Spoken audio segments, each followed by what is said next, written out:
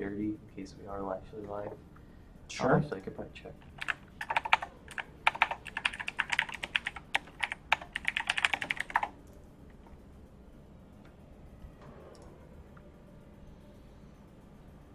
Well, here we are.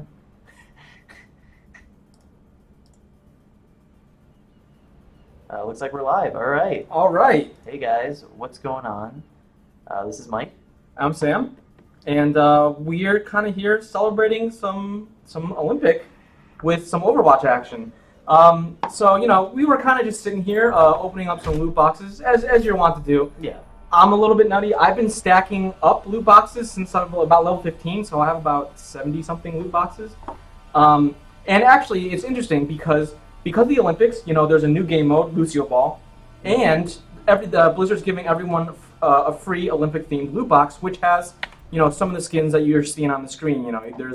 There's Olympic Tracer, Lucio, and weightlifting Zarya, which is kind of my favorite. She's pretty badass. And I was a little bit worried that, because of the new loot box system, that I would have to open up all my old loot boxes to get to the Olympics ones. But if you actually look, you can see that there's a previous and a next to switch between the different loot boxes, which is nice.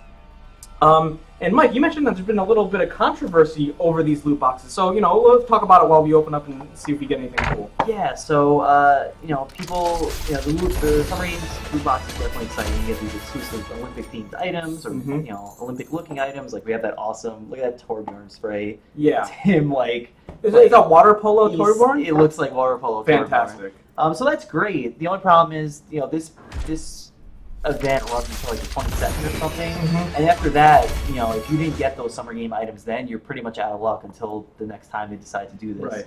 So people are sort of miffed about that, but that's kind of standard. The problem is you can't get these loot boxes with in-game currency the way you can with standard loot boxes. Right, because I got 440 gold, and that's enough for one of the mid-tier skins. Yeah. Normally, but you can't actually buy the new skins with gold, which that does seem a little weird. Yeah. I heard that Blizzard was like, we're gonna bring the Summer Games event back every year, so it's not gonna be like a once every 4 year thing, which is that's super ridiculous for a video game.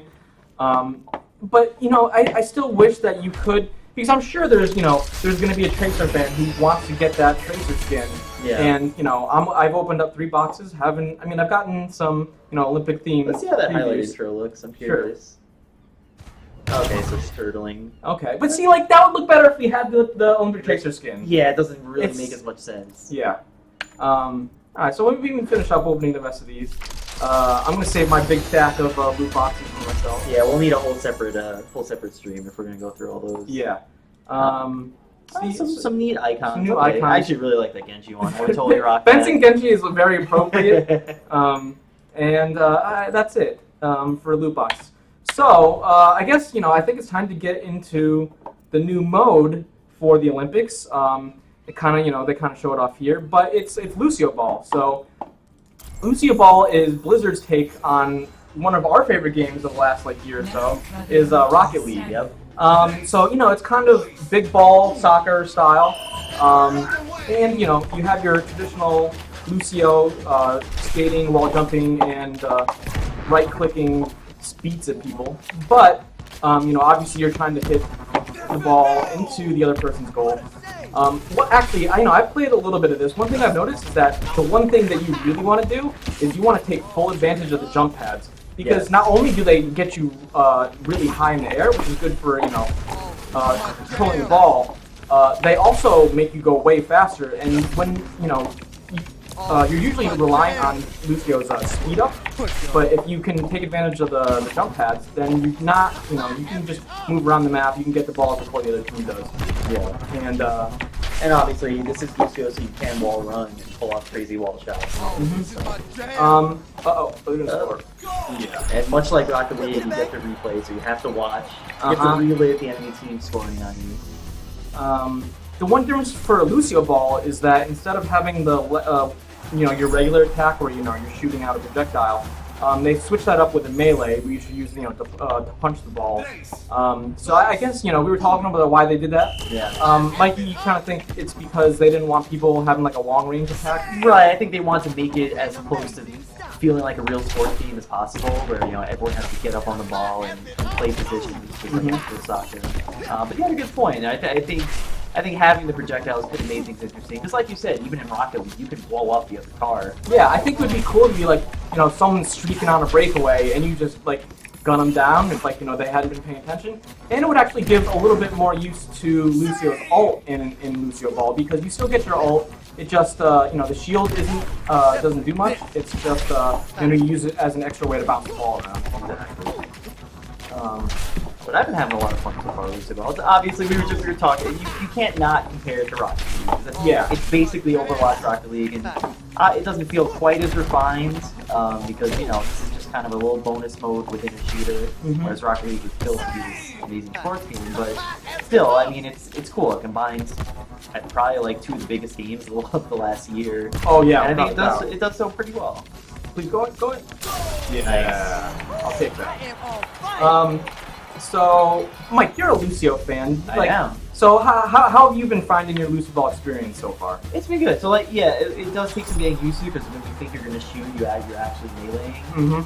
But other than that, I mean, it's still Lucio. Everything else plays the same. So, if you're used to having that rhythm of speeding up, you're definitely going to want to use your right click a lot to really send the ball flying. So it's a lot like playing an actual match. You really want to manage your cooldowns. Make sure you have that Sonic Blast ready. And I don't know if you mentioned this yet, but his ult has a really interesting utility. Lucioball. In a main match, Lucio's ultimate ability gives everyone shields, makes everyone stronger for a short period of time. In this version, it actually attracts the ball to you. So if you have your ult ready and you're approaching the goal, you want to let that rip, let the ball come to you, then you can do right away. It's a really interesting way to like juke people out, because especially if you're just getting into Lucioball, you're definitely not going to be expecting that. Yes. I've noticed that when I'm playing Lucioball, you kind of want to have one person stick back on offense. Oh, go close though. So we want to have one person stick back on offense, kind of playing like one pack on defense, kind of playing goalie, while the other two kind of chase the ball around and maybe split up the ball into the left and right sides of the field.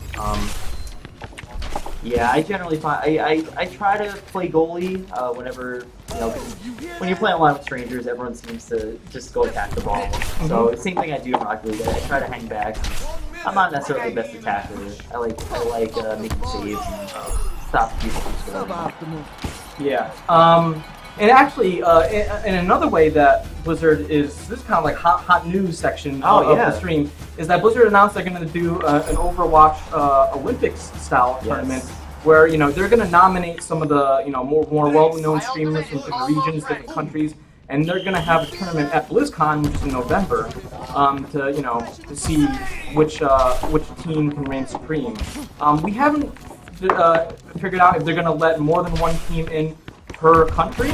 I kind of feel like they will, but that'll be really interesting, and it'll be something to spice up BlizzCon, which I think a lot of people were down on BlizzCon because the new WoW expansion is coming out before BlizzCon, so a lot of people feel like there's not going to be as much like news or hot releases coming out for in November. So that'll be interesting too. Yeah, it's gonna be exciting. Like you said, we don't know who's gonna be there, but I definitely hope Seagull's team is there for all the Overwatch streamer fans. If Seagull and Luminosity come out to Shaq introducing them on like the main stage, I think that'll be like the pinnacle of like esports, really like declaring that they're ready. Pretty much. Yeah. I kind of want to see a Shaq in the Fool Overwatch edition. That'd be great. Don't give up. You can still win this. And another thing that's kind of fun about Lucioball, it is 3-on-3, so it's definitely a more intimate experience. And for me, I don't have people who are always full 5-man, 6-man team on Overwatch all the time. So it's easier to grab 3 people and just jump into Overwatch, Lucioball. I got to play. Nice. Let's check this out. Oh, this is for the one goal that we got. Yes, I remember now. That was a good shot. Barely just made it in there. Yeah, and if veteran Rocket League players know that you got to use the sideboards to your advantage. I didn't do as much wall riding in that game as I wanted to. So yeah, that's just kind of Lucioball. But in the month and a half since the last time we streamed Overwatch, there's been some other news. Yes. Anna's out. Yeah, first add-on character since the game released. Yeah. And I think we're gonna switch off of this one. We're gonna have Mike jump over here I'm gonna take the reins. and get some Anna in. I haven't had much time with Anna, so I am very excited to have Sam be my senpai here and teach me the ways. Yeah, and Anna is actually a kind of interesting character because she's a support sniper. You generally don't think of that as a thing because obviously the sniper is the grim dark guy in the corner trying to shoot the noobs hiding behind a box. Exactly. But I've actually found that I like Anna more than Widow and Hanzo, which is kind of surprising. Yeah, now we're on the attack, so this probably might not be the most ideal time to play Anna. She's probably better on defense, but definitely plenty of utility on attack because, as you said, she can always be healing. Oh, good. We have a Widow too. Oh, so we got great team makeup. Super balanced team, just what you want for offense. Yeah. But still, you guys will have to see the sleep dart in action. Her biotic grenade that has positive effects on teammates, negative Never effects on stop enemies. fighting for what you believe Yep. in. And it's interesting because when Anna was first released, a lot of people really liked her, and then within a week or two, Blizzard came out with a patch and just kind of tweak her a little bit and make her a little bit more competitive in higher level games. So they increased her attack rate, which I think is awesome because I was noticing that it was just very difficult to keep people, especially tanks, up in the heat of battle because you get one shot off, you have to reload, or not reload, but you have to reset the bolt, shoot again, and it was a little slow. Right. Yeah. So and for all you lore fanatics, Anna is Farah's mom. And so there's been a lot of good Anna fan art, go to bed Farah and shoot him with the sleep dart. I've been really enjoying that stuff. That's so pretty good. 2, 1.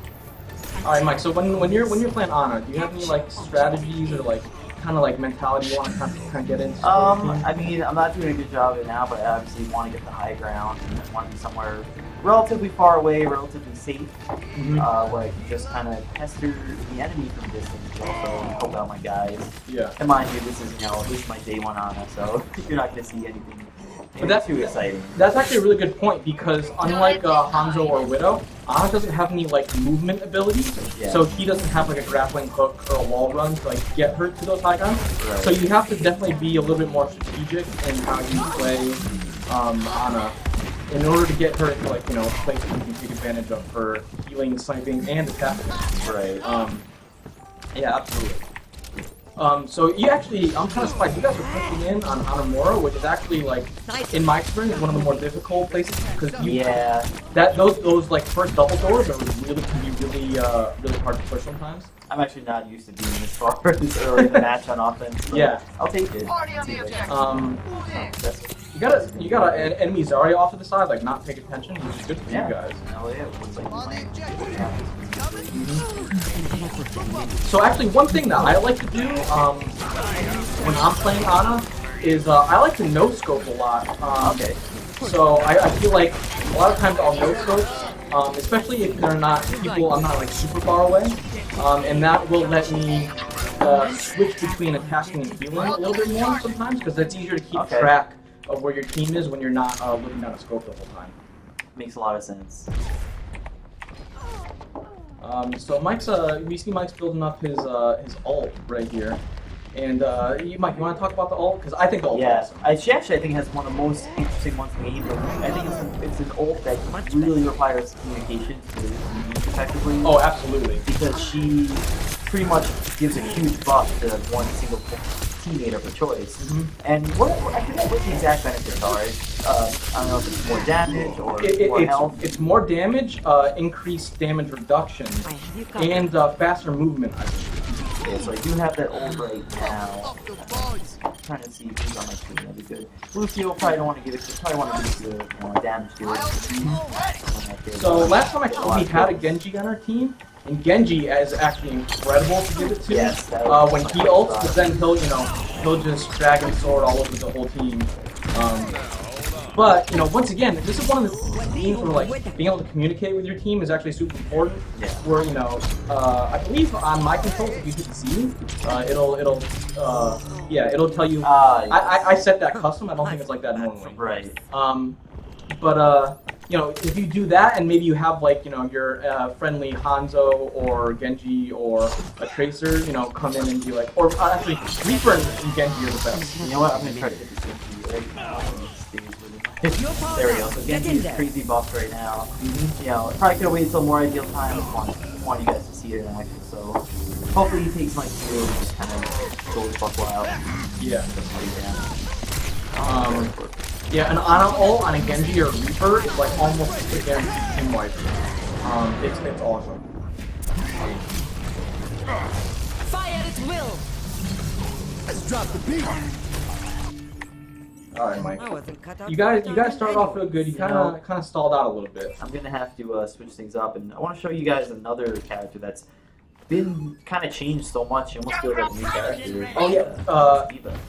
Yeah, of course. And Diva she's been given like a new lease on life. Yeah. Because she got a couple tweaks around the same time Ana did, or Ana came out, and now I think the big change is that her defensive matrix, it's not just a toggle on, toggle off, like go for 3 seconds kind of thing. You can kind of stack it, save up the charges, and use it as you need to. Still doesn't deflect Zarya beam, but that's okay. I'm still playing pretty recklessly, but yeah, she's just a much better character. Mm-hmm. The fact that you can just decide to deflect damage at will, instead of kind of like hoping that's a good time to use it. Yeah. Back in the game. And I'm hoping you can actually charge your ult up pretty quickly, because that was the other big change for Diva, is that her ult no longer kills her if she gets hit by the blast, which was, it kind of felt like a little too punishing before on Diva when she would get hurt by her own blast.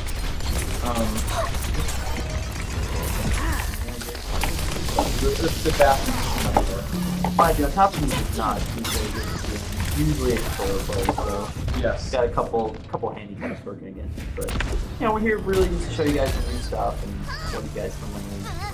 But yeah, I think Ana is definitely a good first addition to the cast, I would say, because I think the support character has definitely needed some more love, and she's a very unique take on that class. Yeah, and actually one interesting thing is, speaking of new characters, Blizzard has been doing this kind of like augmented reality game where they've been hiding little secrets and tips about the next character, which a lot of people are speculating to be Sombra. And so if you go in the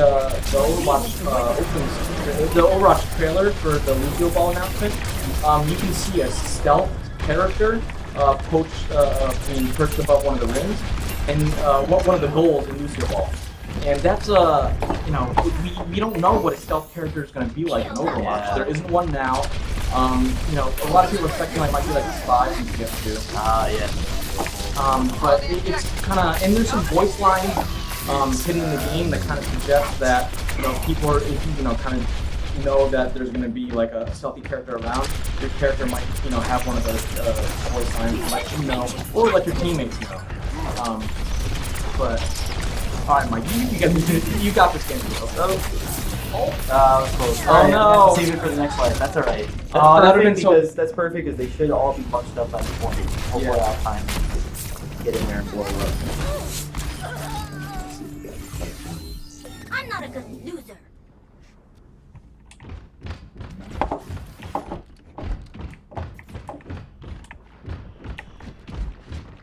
So another reason I find Hanamura very difficult on attack is because not only is the first point difficult to attack, the second one is very hard to attack because there's like 3 or 4 ways in, and if you have people cross shooting on the inside of the map, it's super difficult to, if you're not communicating, like, running in one by one is more of a like death trap on Hanamura than it is on pretty much any other map.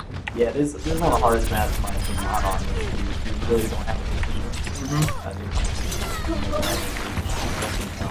And which is interesting because I generally feel that in Overwatch, attack is usually favored, except for Hanamura. Like we were saying, I'm amazed you got past that first half so quickly. So actually, another pro tip I've noticed is that when your mech blows up on Diva, one of the best ways to get your mech back is by shooting big tanky characters like Winston or another Diva, just because, you're not going to really kill a lot of people when you're out of your mech from Diva. You kind of just want to get charged up and get back in. That's a good ult. Alright, here we go. Mech is back. Don't worry, man. Yeah, and there's still a whole ton of them, so. But yeah, that's one thing I really like to do in the ult. I like to combine it with her, I forget what it's called, but basically like her rock attack. I start thrusting forward, then when you launch the ult, it basically turns it into a projectile. phrasing much. Start thrusting forward. Come on now. Yeah, All right, but actually that's a really good point, and it kind of goes to show you that right after Mike launched in there with his Diva ult, the team kind of naturally all followed up, and the Lucio ulted right after that. I think the Roadhog ulted after the Lucio, and so the Diva ult is a great way to like signal teams like, all right, let's all go in, and then after that, they push in, got a couple of key eliminations, and captured the point. Yeah. It's high. Yeah. It always helps when you got McCree coming in there with high noon and finishing off the whatever Straddlers might be around. Yeah. Let's skip our healer. And so at this point, Overwatch we've had for just over 2 months. How do you feel about the state of the game right now? I feel like people have started to like really figure out the general gameplay and strategy of Overwatch. And now that the competitive is out, I actually kind of like quick play feels like it feels a little bit more fun. Yeah. Because people could just go in there and they kind of mess around and they don't care. Yeah. You see some of those gimmicky lineups now where you have like 6 Winstons versus 6 Bastions. Because they introduced the 1 character limit for competitive. So it's kind of interesting to see that like Overwatch definitely feels like it's maturing as a game. Obviously now the next thing to see is where does competitive mode go on the professional level. Obviously Blizzard just announced they're going to do their BlizzCon tournament for Overwatch, but like we said before, I think we were talking about Seagull. Talking about Seagull and the rest of Luminosity joining NRG with the help of Shaq. Some key tweets from Shaq. Yeah. So yeah. How about you, Mike? I think competitive, like as far as just still being fun, yeah, the game's in a great place. I still feel like, I love that we're getting new modes and new content basically for free, and of course new characters. It does feel like with the loot box system, it's still a little bit punishing to me, where I feel like I'm getting new unlockables at such a slow trickle, where I just popped into Halo 5 and like just for logging into that game, you get so much stuff. So. No, I definitely feel you. That's why I've been stacking up loot boxes, because I know that like if I get 1 loot box, open it, I'll probably be disappointed. Yeah. But if I get 50 loot boxes and I open them all at the same time, there's no way that I'll be unhappy. Hopefully they're not all sprees. Yeah, I don't know how high I'm gonna stack up these loot boxes, and it's actually getting to be a little bit of a problem because all the Ana loot boxes or Ana loot boxes that I get are at the end of the thing, because loot is determined on when you get the box, not when you open them. Right. So that's kind of interesting. Maybe we'll have another stream and we'll open up a whole bunch of loot boxes on screen to see what happens. Yeah, this game's always evolving. So yeah, I'm definitely looking forward to all the competitive stuff happening. Seeing more of the pro circuit, and then I'm really excited to see eventually some new maps roll out. So for those who haven't checked in with Overwatch recently, go log in, get your free Olympic loot box, play a little Lucioball, and obviously stay tuned for more Overwatch coverage on Tom's Guide. This has been Sam Rutherford. This is Mike Adronco. All right, and see you gaming. Later, guys.